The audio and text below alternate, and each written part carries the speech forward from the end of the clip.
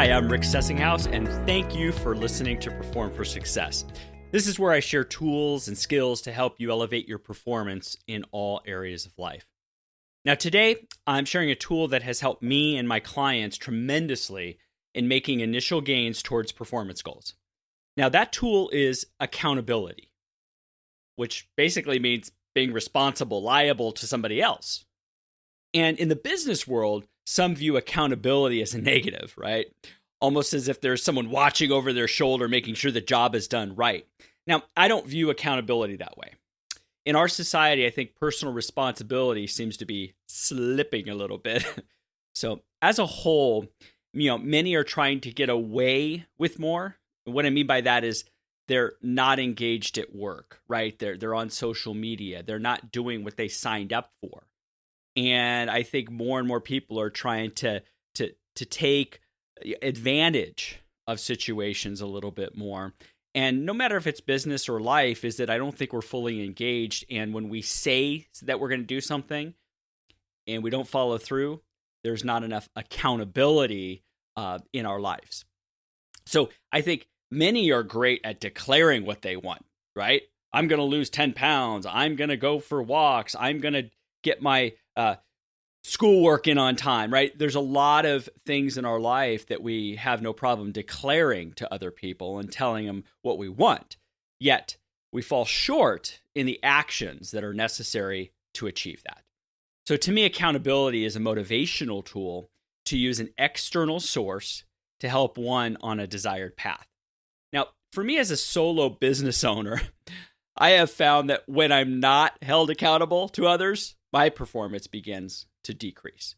Now, yes, I still do a very good job when it comes to coaching and speaking. I mean, I'm in my moment. I love doing that. And what I mean is that my other business goals that I want to accomplish, like writing my new book or developing an online training or consistently producing video for social media marketing, those are things that, I like to do, but, they seem overwhelming at the time, right?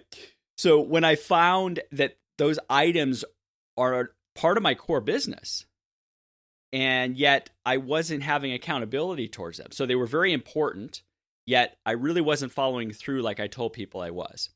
So I now have developed a habit where I love to do the parts that I love, right? The speaking and coaching. But unfortunately, my actions on the things that seem a little bit overwhelming, I wasn't following through as much. So when starting new projects that seem exciting, right, at first I get in there, yet require a lot of work. And those long-term projects, I thrive now when I use accountability to push me to the completion. So for instance, I've wanted to do weekly videos for social media for quite a long time. I thought about it. I told people my idea. I outlined the topics. But for 6 months, nothing was done. Then my good friend, who has done videos for me in the past, was in town and offered a day to shoot videos. Now there were no excuses. So I made a commitment to him. Then a commitment to my virtual assistant, who was in charge of posting the videos. Now I had a deadline because they had a shoot date. I had a deadline for the release dates. And 2 people now were depending on me to get them completed. Now, they would both check in with me on the days leading up to the shoot date. And then after the initial videos were shot, they would continue to check in with me about the post-production details. Now, the project started and it finished because I was being held accountable. So I look back at that and I go, well, thanks to them, the job got completed. Now, could have those videos been done? Yeah, but again, I don't know when. So now I'm thankful that I had 2 people who are holding me accountable for those projects. Now, on a personal side, accountability has helped me with my fitness goals, for instance. What has helped me was signing up for CrossFit classes in advance. So I had to pay for them in advance, okay? And I had to register for the classes to reserve my spot. Now, there have been days I didn't register for the class. Okay. And a couple days later, when I did show up to a registered class, my coach would kind of check in with me and kind of, ask me again, hey, Rick, what were those goals you told me about? Now, since I had told him what I wanted to accomplish, He was there to kind of nudge me that I wasn't going to achieve these goals if I didn't sign up for the agreed upon classes. Now, on the other end, as a coach myself, I have used accountability to create a healthy relationship between intention and behaviors. So I make it very clear with the client that these are not my goals. So clarifying what goals the client wants and what they are willing to do is the first step. So I'll provide the resources like worksheets and email exchanges and journaling to further create accountability. But you know what? It does come down to the client, right? It's what they wanted, and are their behaviors now matching? When the client buys in to the accountability portion of the coaching relationship, there's a big jump in progress. Because then they almost ask for that accountability now, instead of, again, looking at it as kind of a negative. So don't get me wrong, okay? There are many people that are very self-motivated, very driven, and that their focus stays really strong. They might not need someone to be held accountable to. It's a rare case, though, okay?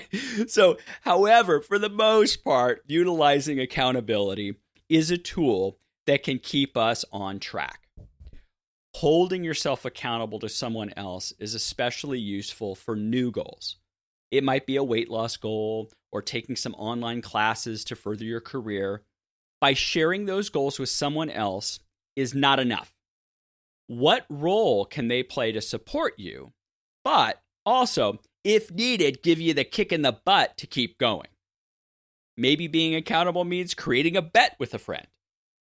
You know, if you don't achieve a certain baseline toward your goal, you owe them an expensive dinner, right? So we're trying to use motivation, certainly. That's a pain motivator. But you're using it with a person who is going to check in with you, who is going to be fair to you, but part of that relationship of the accountability is to hold you accountable. So holding yourself accountable means doing what you say and having another person hold you to that intention. Now, you can have your spouse, your friend, a coach, a social network be your accountability partner. With some people, they create that partner that the accountability works both ways, right? So I am part of a mastermind, for instance. That is certainly about sharing information, and it's expressing each one of our challenges and our goals. Yet, for me, the most powerful part is telling these 4 other successful people that I'm going to do what I'm going to do for the next month. And guess what? Next month rolls around, and they do a check-in. They've written down, hey, Rick, you said you were going to do this, this, and this. Did you? I don't want to be on that conversation with these successful people saying, I really didn't follow through on that.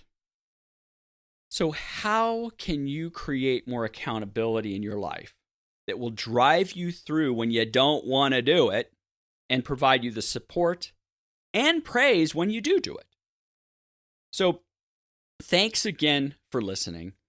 Please share this post with those that would benefit.